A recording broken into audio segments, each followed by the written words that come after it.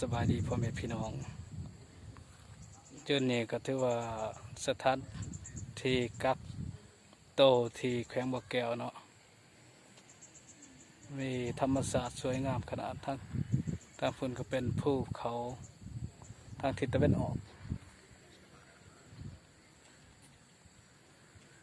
มีประมาณนี้เนาะก็มีรักสัญญาณดี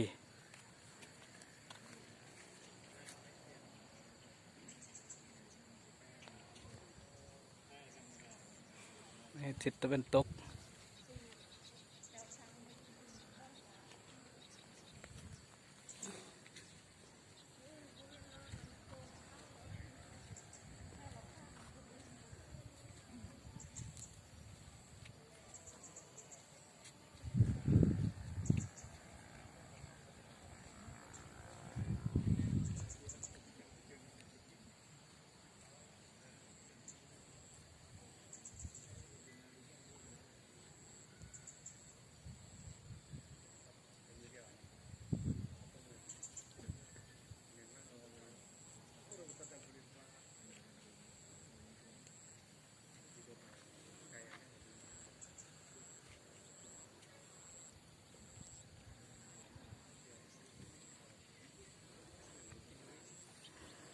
ตอนแรกก็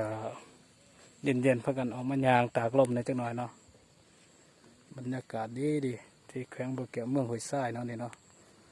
บ้านมกกระจอกเมืองห้วยทรายแขวงบ่อแก้วในสถานที่กักตัวก็ถือว่าสวยสดงดงาม